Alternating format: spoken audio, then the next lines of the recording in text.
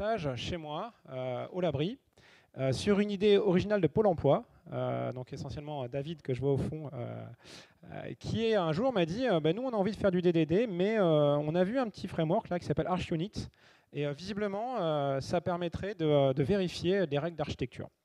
Donc bah, je propose ce talk pour vous montrer un petit peu ce qu'on a fait, ce qu'on a appris, à quoi ça sert, et j'espère que ça pourra vous être utile. Et que vous allez pouvoir récupérer peut-être ce qu'on a développé ou au moins les idées dans vos projets.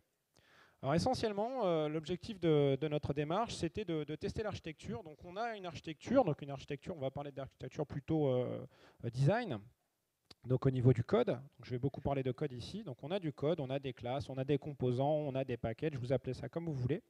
Et vous avez un cadre architectural qui va vous dire ce composant doit appeler ce composant et pas un autre. Et dès que vous mettez des contraintes d'architecture, vous n'avez qu'une seule envie, c'est de vérifier si jamais vous n'avez pas, quelque part dans votre code, violé vos principes d'architecture. Donc là, et tout le principe de cette approche, c'est de se dire, d'un côté, j'ai un cadre architectural, donc des contraintes sur ma façon de composer les entités de mon code, et de l'autre côté, j'ai envie de tester cela. Alors pour rendre l'objectif beaucoup plus concret, nous on a pris DDD et plutôt la partie tactique de DDD et on a regardé les contraintes architecturales de DDD et on s'est dit comment on pouvait utiliser ArchUnit pour vérifier ces contraintes qui sont proposées, telles que nous on les a compris dans le framework DDD. Ok, donc je vais d'abord faire une partie sur DDD, parce que peut-être que tout le monde ne connaît pas. Peut-être que tout le monde n'est pas d'accord, et certainement ceux qui connaissent ne seront pas d'accord, ça c'est classique avec le DDD. Donc du coup, je présenterai ma vision du DDD, celle qui est parfois partagée avec certains et d'autres pas. Et on partira de cette base que vous allez certainement critiquer, mais ce n'est pas grave. Et on essaiera de voir comment on peut vérifier les règles que je vais poser ici. Alors avant, pour ceux qui n'ont jamais vu DDD, qu'est-ce que c'est? C'est le bouquin qui est en haut à droite, là, le Blue Book d'Evans. Donc c'est un super bouquin que je conseille de lire, même s'il est quasiment impossible à lire, il faut avouer. Hein, c'est quand même un gros pavé, c'est quand même pas facile à lire. Mais il faut le lire, il faut aller jusqu'au bout, c'est vraiment intéressant. Et qu'est-ce que nous enseigne le DDD? En fait, pour moi, je fais un gros résumé. Il nous dit que tous les produits logiciels que vous allez développer ont une partie business, hein, ils sont faits là pour réaliser du business, donc c'est ce qui est à gauche, et in fine, il y aura du code.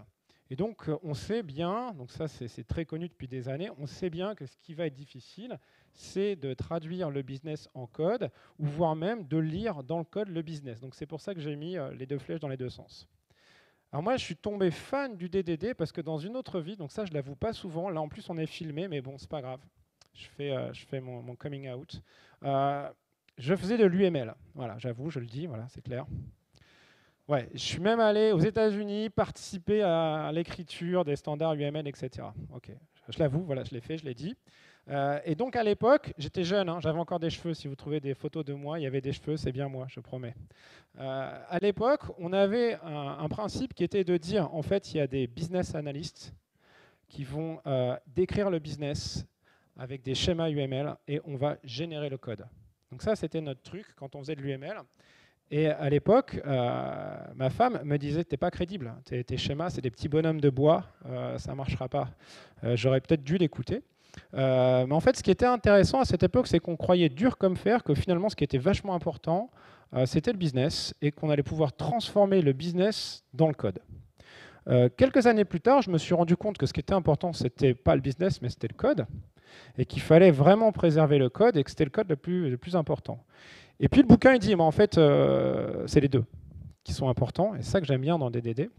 Les deux sont importants, et le business et le code, et il faut penser à l'alignement. Donc pour moi, le DDD, je le vois plus comme un gros bouquin qui vous explique comment aligner votre business et votre code. Donc, il va vous expliquer comment passer du business au code. Donc, il va vous dire, pour cela, vous devez avoir une vision stratégique. Donc là, il y a tout un chapitre, plein de chapitres sur la vision stratégique du DDD, qui vous explique qu'il faut bien partitionner vos contextes. Donc, il va parler de contexte, de vocabulaire. Il faut bien partitionner ça. Il faut que ce soit aligné avec votre business. Si vos contextes ne sont pas alignés avec votre business, vous allez être mal. Si vos termes ne sont pas alignés avec votre business, vous allez être mal, etc., etc. Et il y a la deuxième partie du bouquin qui vous dit, une fois que vous avez bien aligné vos concepts, vos contextes, vos termes avec votre business, voilà comment vous pouvez les coder. Donc ça, c'est une partie tactique. On va vous donner des tuyaux, des patterns pour que vous codiez ça assez proprement, j'ai envie de dire, pour que n'importe qui ensuite va relire votre code va pouvoir retrouver votre business.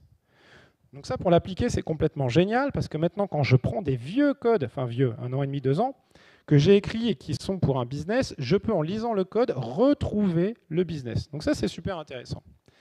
Donc moi, j'ai deux parties, stratégique, tactique. Tactique, c'est plutôt l'idée de comment écrire le business dans le code, ou bien, si quelqu'un l'a écrit avant vous, comment vous allez pouvoir relire le business qui se situe dans le code.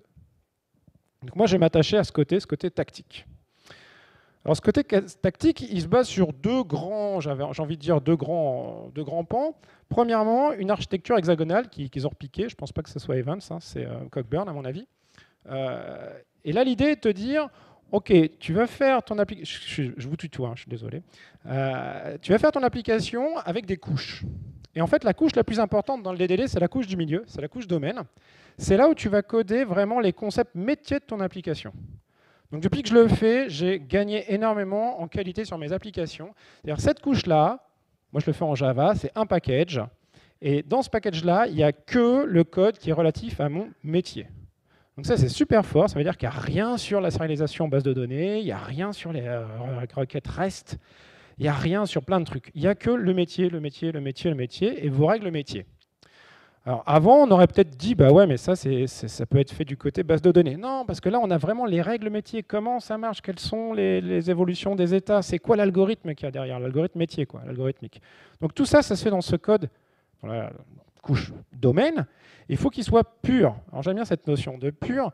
Ça veut dire quoi pur? Ça veut dire qu'il n'y a aucun autre concept qui doit parasiter votre métier.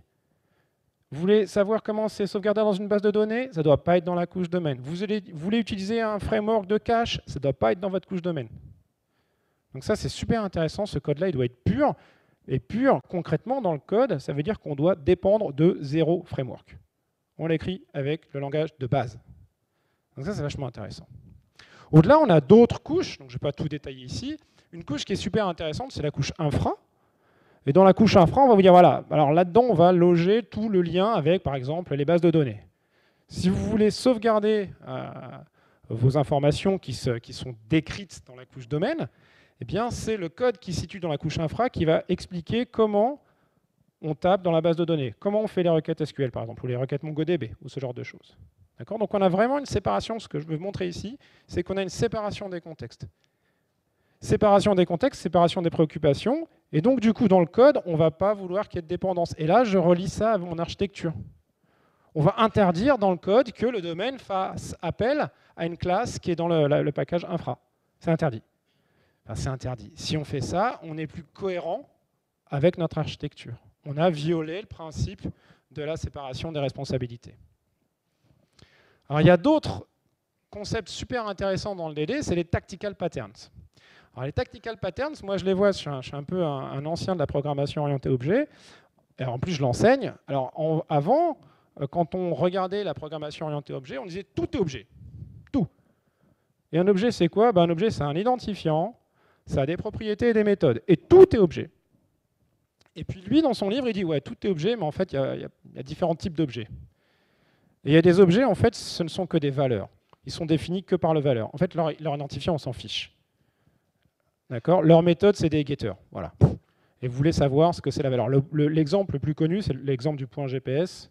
Voilà. Le point GPS de Bordeaux, c'est le point GPS de Bordeaux, c'est défini par longitude, latitude. Enfin, vous m'avez compris. Et ça, à la limite, ça n'a pas d'identifiant. Donc ça, c'est des concepts qui sont assez intéressants, assez connus chez les programmeurs DDD. Je ne vais pas vous refaire tout le truc. Mais ce qui est intéressant, c'est que tout n'est pas objet. On a différents types d'objets et il y a différentes façons de coder ces objets. Une fonction. Alors maintenant, on a les lambda dans Java. Dans plein de langages, on a les lambda. Une fonction stateless. Pourquoi? Il faut considérer que c'est un objet. C'est une fonction lambda. Ça réalise un service stateless.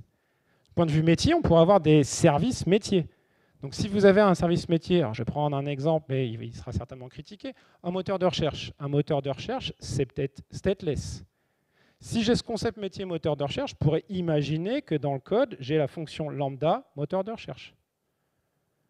Et donc, du coup, je dois à un moment donné retrouver dans mon code ces concepts-là. Et là encore, ce qui est génial avec le DDD, c'est qu'on va vous proposer des concepts qui vont vous expliquer comment le coder. Alors après, vous pouvez être d'accord ou pas, mais ce qui est intéressant, c'est que ça vous donne un cadre en vous disant si tu codes ce concept métier, si ce concept métier a telle propriété, alors je te conseille de le coder comme ça. À l'inverse, moi maintenant, quand je vois du code, je dis tiens, c'est marrant, ce code-là, il est codé de telle manière. Donc ça veut dire que c'est un value object.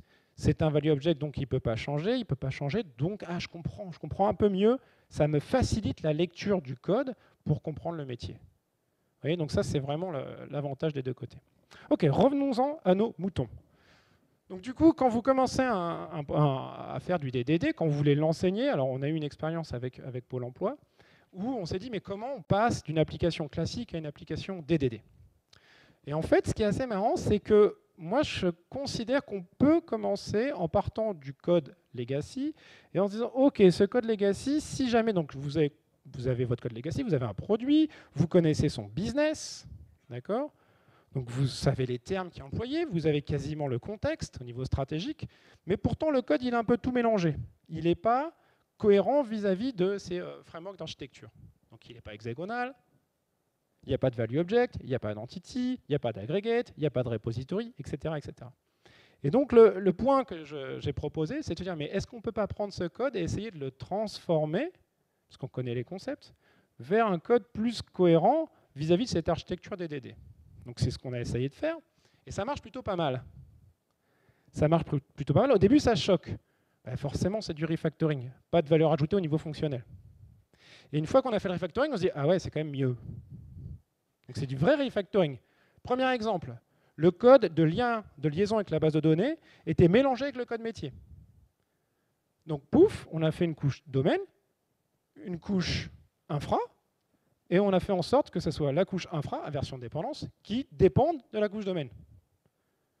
Donc la plupart des développeurs disent ah ouais, mais c'est compliqué, duplication, machin. Non, pas de duplication, regardez bien, c'est pas les mêmes termes, c'est pas les mêmes responsabilités, c'est pas les mêmes objectifs. Ok, les développeurs le font, une fois que c'est fait, ah, c'est quand même mieux. Donc sûr, ça a un coût, parce que c'est le coût du refactoring, mais c'est quand même mieux. Vous avez des concepts value object, ils ne changent pas, une espèce d'objet immutable. Si vous les codez comme des value object tels que précisés dans ce bouquin, vous êtes sûr à 100% que c'est impossible de les faire changer. Enfin, à moins vraiment, voilà. Ok. Donc du coup, si vous le faites comme ça, vous êtes sûr qu'ils ne changeront pas. Du coup, vous êtes, oh là là, vous êtes libéré du cerveau parce que vous pouvez les échanger à n'importe qui. Il n'y a plus de problème d'encapsulation. Vous pouvez les donner, vos value objects. Vous en fichez, ils ne pourront pas changer. Moi, quand j'enseigne à mes étudiants, enfin, il y a quelques années, je leur disais, attention, l'encapsulation, on ne donne pas de référence vers les objets parce qu'on pourrait changer leur état. Bah, sauf si c'est un value object. D'accord? Donc, c'est know the rules.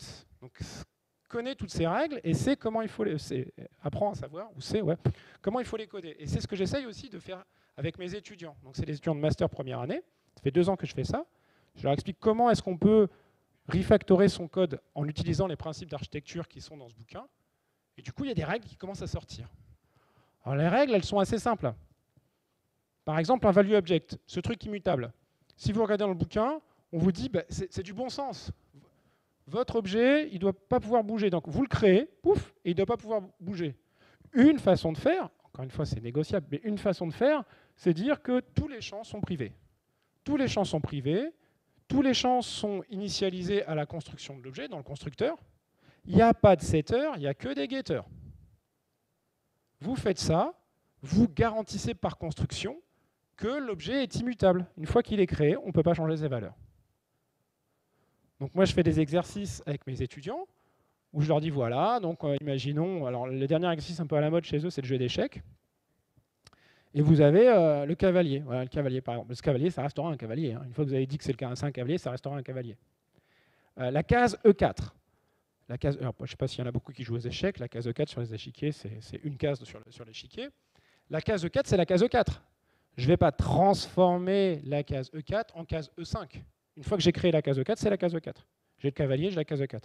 À un moment donné dans la partie, le cavalier est peut-être sur la case E4 ou il est peut-être sur une autre case. J'aurais pu faire quoi? J'aurais pu dire, bah, le cavalier a une position. Si je fais ça, ça veut dire que la position du cavalier peut changer dans le temps. Si la position est dans le cavalier, c'est plus un value object, il est plus immutable. Si à l'inverse, je dis que j'ai un board, d'accord, l'échiquier, cet échiquier contient des cases qui sont immutables. Il contient la case 4, la case 5, etc. Il contient le cavalier. Si je dis ça, je dis à un moment donné, le cavalier, il est sur la case 4. Donc ça veut dire que c'est le board, l'échiquier, qui lui sait où est chacune des pièces. Donc l'échiquier, lui, n'est pas un value object parce qu'il change avec le temps. D'accord? Et ça, c'est l'aggregate ou l'entity. Et là encore, génial, on va avoir d'autres règles pour coder cela. Donc ce que nous dit le Blue Book, je vous invite à le lire. Je peux faire aussi une petite introduction si vous voulez me voir tout à l'heure là sur le stand. Mais en gros, vous avez ces concepts d'entity ou d'aggregate. Donc en gros, on a différents niveaux de composition. L'entity, c'est quasiment le niveau le plus bas. L'entity, c'est quelque chose qui bouge. Donc là, on vous dit il doit y avoir un ID. Vous devez savoir qui c'est par son identifiant. Ce n'est pas la valeur qui définit l'objet ici. Et si jamais c'est un aggregate, donc la board, on pourrait imaginer c'est un aggregate parce qu'il va contenir plein de cases, plein de pièces, plein de machins, etc. Donc lui, il doit interdire l'accès aux éléments dans lesquels il a la responsabilité. Donc si vous voulez bouger une pièce, en gros, eh ben, il faut passer par l'aggregate. Il ne faut pas demander directement à l'intérieur de l'aggregate, il ne faut pas envoyer des petits messages pour que ça change. Donc moi, je vais très loin dans ces règles avec mes étudiants. Pour ceux qui font du DDD, je leur dis, ben voilà, un aggregate, alors ça va devenir très technique, un aggregate, les méthodes, les paramètres des méthodes ne doivent être que des value objects. Donc on peut aller loin. On peut aller loin, on peut poser des règles de structure qui vont garantir notre architecture. Et pourquoi on veut garantir notre architecture? Essentiellement pour des soucis de lisibilité, mais aussi d'indépendance. Donc si on est plus ou moins indépendant, ça facilitera le changement, puis on va préserver notre métier, etc. Il y a beaucoup d'avantages. Donc on n'a pas de mal de règles. Inversion des dépendances, c'est la dernière que je voulais montrer. Inversion des dépendances, c'est dire quoi? C'est-à-dire que la couche infra dépend du domaine, ce n'est pas le domaine qui dépend de l'infra. Donc là, c'est un truc qui est magnifique avec l'architecture hexagonale, où on apprend que finalement, on peut avoir un domaine dans lequel on n'a aucun lien avec la technique, aucun lien avec les bases de données qui sont derrière. Bref, donc là j'ai ces 3 règles, 4 règles, 5 règles, 6 règles, 7 règles, 8 règles, 9 règles, et au bout d'un moment, trop de règles. Trop de règles où, pour l'architecte en chef, est-ce que je suis sûr qu'ils ont suivi toutes les règles? Vous voyez l'idée? Donc là ça va devenir un petit peu compliqué, parce qu'on se dit c'est bien, c'est vrai que ça nous préserve, mais il y en a beaucoup. Est-ce qu'elles sont toutes suivies? Est-ce que si elles ne sont pas suivies, c'est grave? Est-ce qu'elles ne sont pas suivies parce qu'elles ne sont pas connues? Et moi qui veux avoir une vision un peu au niveau de mon application, est-ce que je peux savoir lesquelles ne sont pas suivies? Et quel impact ça va avoir sur mon application, etc. etc. Donc c'est ça le malaise au bout d'un moment. C'est que vous avez envie d'être bien cadré là, dans votre cadre architectural, vous avez défini vos règles, et puis au bout d'un moment, vous regardez vos développeurs, et vous dites mais non, mais c'est pas comme ça qu'on développe. Ah oui, mais je sais, mais là on n'est pas obligé de faire ça. Ah, mais oui, mais on avait dit que. Et voilà le problème. Et c'est là où ArchUnit, c'est un premier élément de solution. Alors je ne dis pas que c'est la solution, parce que comme vous le verrez, je pense que le dossier n'est pas bien fermé. Voire même, je pense qu'on vient de l'ouvrir. Alors, qu'est-ce qu'ArchUnit? ArchUnit, c'est une bibliothèque de classe Java pour coder les analyses de classe. Donc en gros, vous connaissez, j'espère, l'introspection, c'est-à-dire qu'en Java et dans plein d'autres langages, on a des API qui nous permettent de savoir, d'avoir des informations sur les classes, sur le programme. Combien il y a de classes dans ce programme, quels sont les attributs de ces classes, quelles sont les méthodes de ces classes, est-ce que telle classe appelle telle classe, etc. etc., etc. Donc ça, c'est une couche d'introspection. Donc du coup, quand on a une API d'introspection, on peut coder des programmes qui vont poser des questions à notre programme. D'accord? Donc techniquement, en fait, comment ça marche? Donc il va traduire le code que vous écrivez là. Ça va être traduit vers du bytecode, il va analyser le bytecode, il va vérifier que vous avez bien ça à l'intérieur. Okay? Et ensuite, ce qui est assez marrant, c'est qu'il va utiliser des frameworks de test, type JUnit, pour exécuter vos programmes. Donc en gros, vous pouvez écrire quelque chose comme ça. Là, je vous ai copié-collé ça du site direct de ArchUnit. Donc c'est une Fluent API, ce qui rend la lecture assez facile. Un Fluent API, donc vous codez un petit peu comme vous écrivez. Donc là, je pense que vous pouvez lire les classes qui sont annotées avec la notation service ou qui ont un nom qui match service devraient se situer dans un package qui contient le nom service ou devraient être annotées avec la notation legacy bridge. Si vous n'aviez jamais vu ArchUnit, je vous le résume en un slide.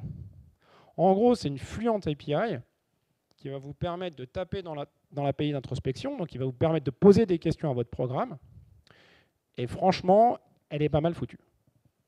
D'accord? Donc vous pouvez écrire assez rapidement ce genre de règles. Et là, quelle était l'idée? De demander à Benoît, est-ce que tu ne pourrais pas écrire ces fameuses règles pour le DDD? Donc typiquement, vous voyez qu'on aurait une règle qui dirait toutes les classes qui sont des value objects devraient avoir que des champs privés.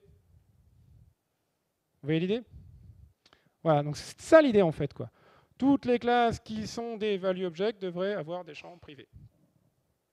Toutes les classes qui sont des value objects devraient avoir des méthodes qui ne sont que des getters. Ah, c'est quoi un getter? Bon, alors un getter, on y va. Donc toutes les méthodes qui sont des getters ne devraient pas écrire sur les champs qui... Ouh. Bon, ça devient compliqué. Et la question qu'on s'est posée, c'est est-ce que c'est faisable? Est-ce qu'on peut l'automatiser? Est-ce que ça vaut le coup? Donc ça a été tout le stage de Benoît. Et Benoît, il nous a donné ses réponses. Il a montré que oui, c'était faisable. Alors, qu'est-ce qu'il a fait? Il a créé, donc il a bien bossé, c'est normal, hein, c'est un étudiant de l'Université de Bordeaux, un peu de pub. En plus, il a eu que des très bons enseignants. Enfin, c'est mon moment, hein, je suis désolé. Hein, donc, en plus, j'ai vu, il y a des étudiants ici, ils vont démentir dans 2 minutes. Non, mais ne le croyez pas, c'est un mytho. Donc, qu'est-ce qu'il a fait, Benoît? Benoît, il a pris 80 règles, rien que ça. Donc, c'est vraiment une grande force de travail, telles qu'on les a écrites. Donc parfois, on n'était pas bien sûr de nos règles. Hein. Attendez, je ne suis pas en train de vous dire il faut coder des DDD comme ça. Ce n'est pas du tout mon propos. Hein. D'ailleurs, si je dis ça, je pense que je finis avec du goudron et des plumes en sortant de l'amphi. Donc le point est de vous dire, OK, si vous avez votre propre façon de coder des DDD, okay, il est possible d'encoder cette façon de coder des DDD en ArchUnit. Nous, on l'a fait. On a fait 80 règles. Et une fois qu'on a eu les 80 règles, on s'est rendu compte que waouh, ArchUnit c'est sympa, mais c'est pas si facile que ça à automatiser, à rendre, à exécuter. Donc du coup, Benoît, il s'est tapé à l'écriture d'un petit plugin Gradle. D'accord? Donc ce qui fait que maintenant on peut l'utiliser depuis Gradle. Ok, donc tout est disponible. Je lui fais de la pub. Si vous voulez le débaucher, essayez, bonne chance. Mais en gros, tout est sur son GitHub. Donc vous avez le GitHub qui est là. Je pense que les slides seront échangés. Sinon, je peux échanger ça. Et du coup, vous avez accès à tout ce qu'il a fait. Hein. Il a mis ça en licence open source, il n'y a pas de souci. OK. Bon, techniquement, comment ça marche? Alors, c'est un petit peu compliqué. Du coup, on est passé par Maven, on a écrit ça en Java. Donc, en fait, c'est un plugin Maven. Le plugin Maven, vous devez le déployer. On a eu la flemme, il faut avouer, on a eu la flemme de le déposer sur Maven central. D'accord? Donc, il faut le déployer sur le Maven local. Okay, donc voilà comment ça se fait. Vous clonez son dépôt avec un gradloo.b et vous publiez dans votre dépôt Maven local. Ça peut être amélioré, hein, mais bon, ça reste à votre charge, quoi. Hop. Ensuite, vous ajoutez le plugin dans votre configuration Gradle. Hop là, donc ça se fait comme ça. C'est juste à ajouter ces quelques lignes. Bon, c'est juste que ces trucs restent dans les slides. Comme ça, vous pouvez le faire chez vous, tranquille. Il n'y aura aucun problème, ça va marcher. Et après, vous ajoutez la dépendance des annotations. Ah, alors ça, j'en parlerai dans la conclusion. Mais je suis allé un peu vite. Tout à l'heure, j'ai dit les classes qui sont des value objects doivent avoir des champs privés. Oui, mais c'est quoi une classe qui est un value object? Ah, première question qu'on s'est posée au stage. C'est quoi une classe qui est un value object? Seul le développeur sait que cette classe est un value object. Donc première hypothèse, on s'est dit on va ajouter une annotation value object sur la classe. Donc on a créé la notation value object, la notation entity, la notation aggregate, la notation repository, la notation domain, package domain, la notation infra, la blablabla. On a créé ces annotations.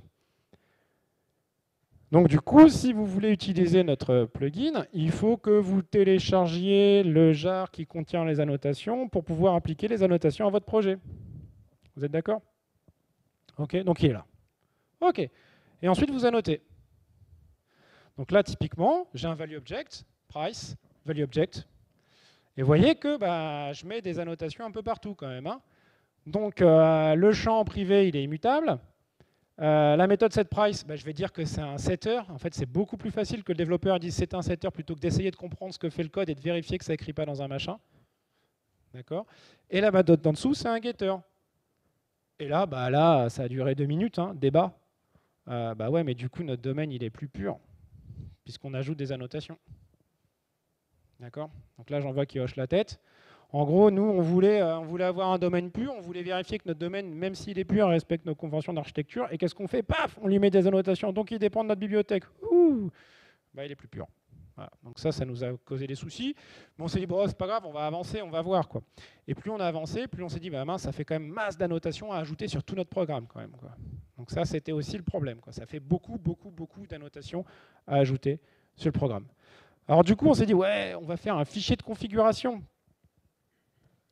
Ouais, je vous montre tout, hein, d'accord? Donc on s'est dit, en fait, on peut faire des annotations, ou aussi on peut considérer qu'il y a des espèces d'expressions régulières, et donc ta classe, c'est un value object si elle a une annotation, ou si elle finit par value object. Entre moins bien et moins bien, vous choisissez quoi? Bon, voilà. Donc nous, on a les deux, hein. Comme ça, on vous laisse choisir. Vous pouvez choisir de mettre une annotation, c'est pas bien, ou de finir le nom de la classe par value object, c'est pas bien. Voilà. Bon, on n'a pas trouvé de troisième solution actuellement qui dirait c'est bien. Voilà. Mais ça marche. Du coup, ça multiplie aussi la complexité des règles.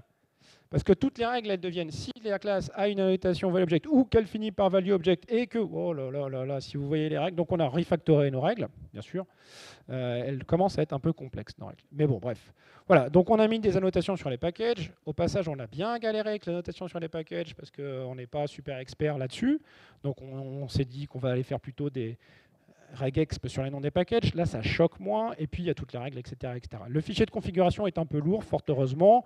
Sur le site, vous pouvez trouver un fichier de configuration par défaut avec toutes les règles. OK, et check. Et là, j'espère que je vais pouvoir vous montrer ça en live. Tac, tac. Voilà, donc ça, c'est Visual Code. Vous le voyez, c'est bon, tout le monde le voit? Je pense que là aussi. Ça, c'est Visual Code. Et vous voyez que j'ai vraiment le test que je vous ai montré.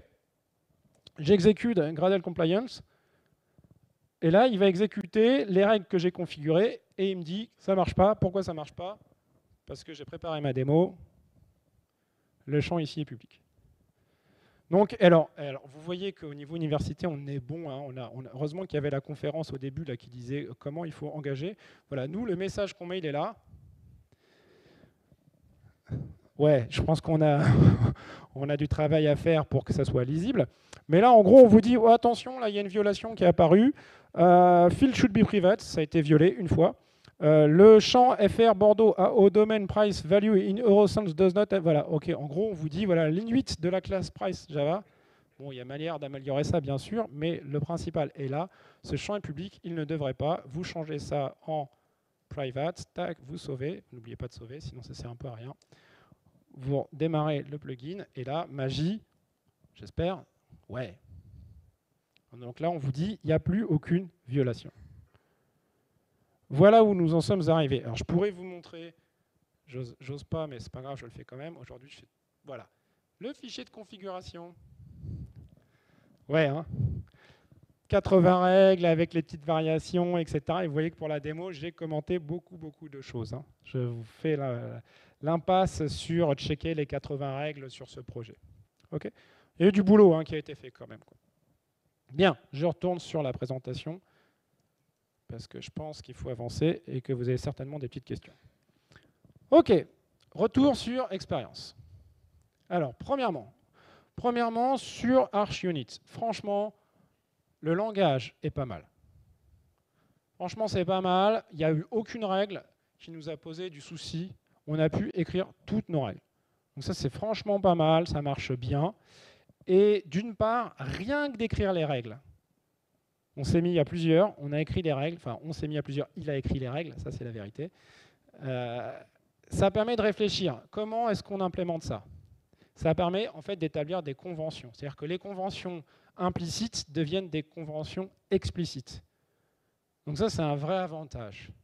Et elles sont écrites, elles sont codées, avec un langage qui est plutôt lisible.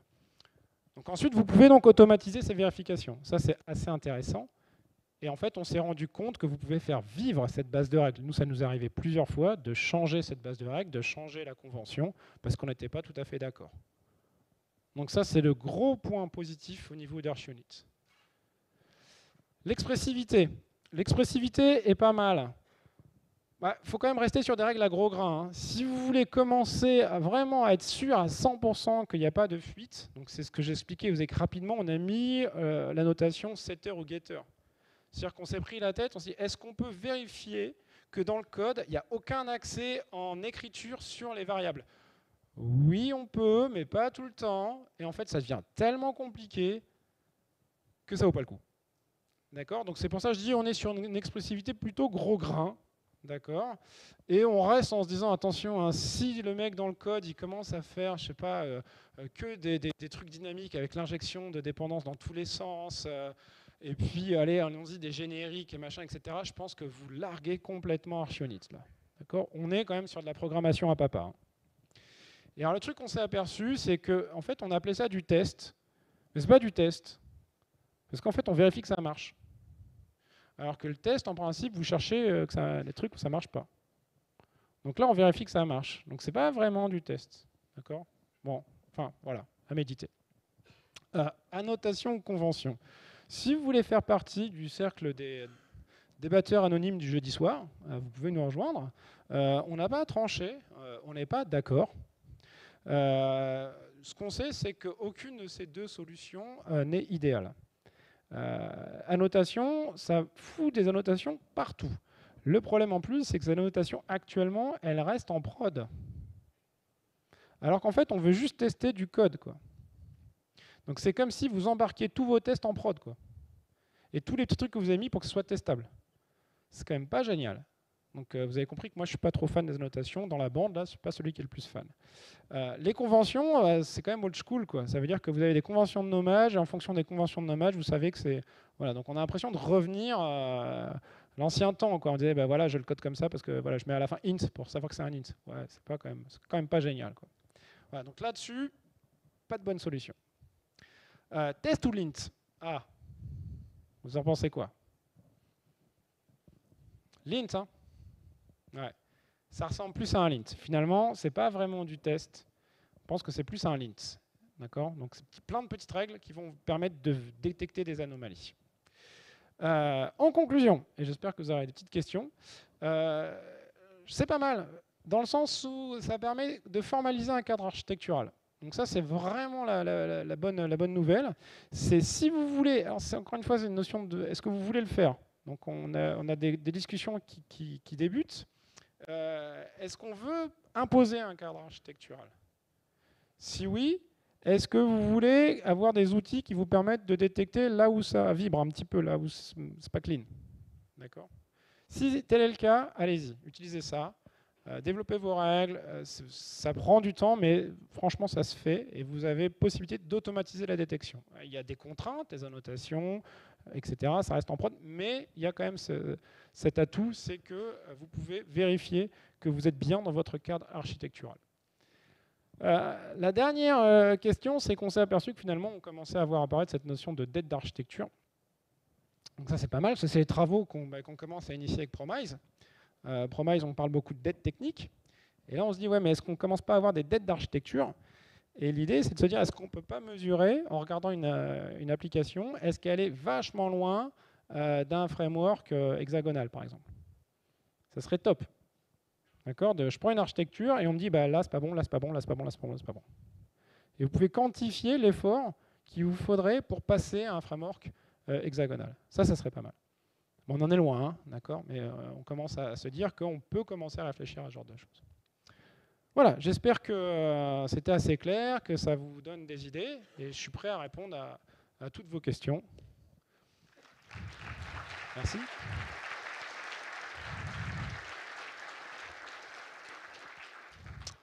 Est-ce qu'il y a des questions? Ouais.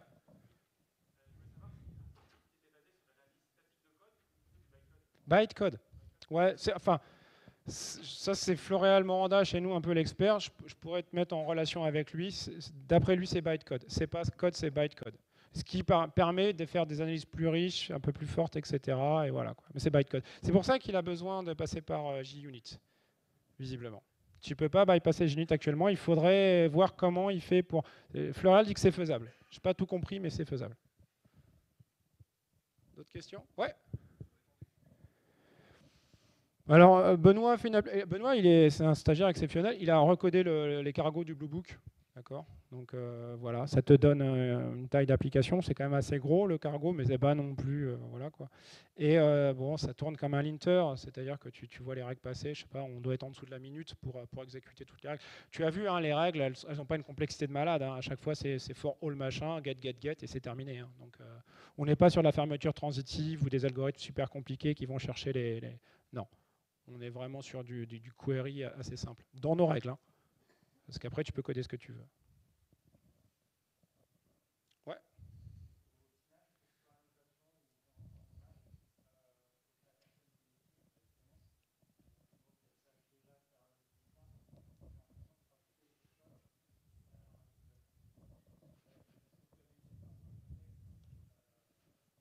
Non. On aurait aimé. Hein. Non, on ne l'a pas exécuté dans un contexte concret. Ce que tu dis est complètement vrai, c'est-à-dire qu'en fait, il y a quelqu'un à un moment donné qui dit que c'est un value object.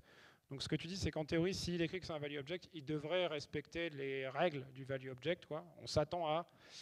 Maintenant, c'est pas parce que tu t'attends à que tu vas le faire ou que tu vas penser à tous les trucs et que tu vas respecter toutes les conventions explicites de l'équipe. Donc ça, c'est le point. Quoi. Et puis, il y a cette notion de dette. C'est pas parce que tu l'as écrit un jour que le développeur de demain va continuer, etc., etc., etc. Donc voilà, donc je pense quand même qu'on est vraiment lié avec les problématiques de dette technique, dans le sens où, voilà, quoi, c'est pas parce qu'à un moment donné, tu as voulu être clean que tu seras clean tout le temps. Je pense que c'est vraiment similaire par rapport à ça. Quoi. Ouais, au fond.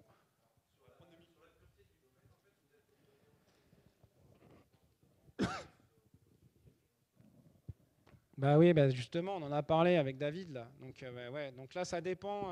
Effectivement, non, mais en fait, on n'a pas de réponse. On a juste que des questions. On est parti de principe et on s'est rendu compte que bah, ces principes, enfin, tu peux pas camper dessus, quoi. Donc pur à 100%. Et ouais, mais si tu utilises un framework qui est pur, mais qui te facilite bien la vie, tu restes pur, quoi. C'est un peu ça, hein, ta question. Hein. Donc,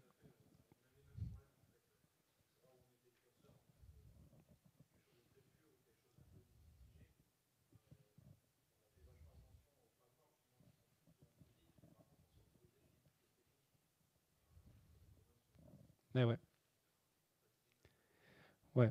Là, j'ai pas de. Tu vois, il y a Fleural qui dit bien ça, c'est blanc ou gris, quoi. Donc, non, c'est blanc ou noir. Là, tu es dans le gris, tu sais pas. Donc, ça dépend de l'équipe. Je pense que c'est votre connaissance de ces frameworks-là, peut-être. Si l'équipe connaît bien ces frameworks, ça reste pur, quoi. Je sais pas. Ouais, mais on s'est posé la même question. Hein, donc, ouais, ça va ralentir le flot des questions. Oui, du coup, ma question c'était le stage a duré combien de temps? Combien de temps pour écrire les 80 règles Ouais, c'est un stage de 4 mois. Hein. D'accord. Ouais, c'est un stage de 4 mois. C'est Benoît, hein.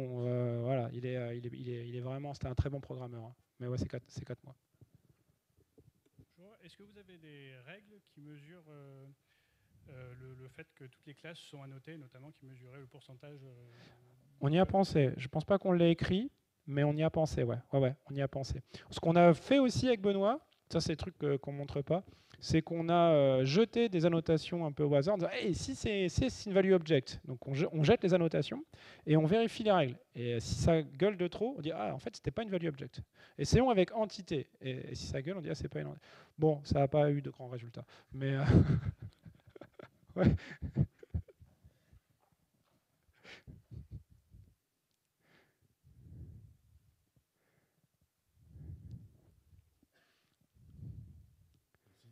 Quelque chose qui me semblerait intéressant, peut-être à rajouter, il y a quelque chose qui est dans le DD qui s'appelle le langage omniprésent, l'ubiquitous language, c'est s'assurer que le langage du métier va se retrouver dans le code. Ah oui. Et peut-être qu'une règle où tu donnerais une liste de mots-clés Ouais. du métier et vérifier que tu les retrouves dans le code, ça pourrait être intéressant. Ouais, carrément. On l'a fait avec NDPen, qui est un autre outil genre de choses aussi. Ok. Et tu l'as fait à base de convention, c'est ça du coup C'est quoi. pas moi qui l'a fait, c'est Patrick Smakia, le créateur d'Independent, mais on lui avait demandé de faire une règle comme ça. D'accord, ouais. Je pense que ça peut être Ouais, intéressant. carrément. Ouais, carrément. Mais tu le fais du coup, enfin, tu le ferais avec des conventions là. Tu chercherais si le nom contient bien au moins. Tu auras un dictionnaire de termes et tu dirais est-ce que voilà. Est-ce quoi. que déjà tous les mots de mon dictionnaire, je les retrouve au moins une fois dans Ouais.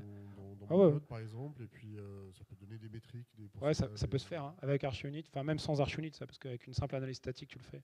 De mon point de vue, ça serait encore même plus intéressant que de vérifier Ok. que les value type, ils sont- Ouais, parce que ça permet de vérifier l'alignement. Hein. Exactement. Donc ouais. Là, on n'est pas sur l'architecture, on est plutôt sur l'alignement en fait quoi. Exactement. Ouais, carrément. Ouais, bonne idée, merci. Ouais.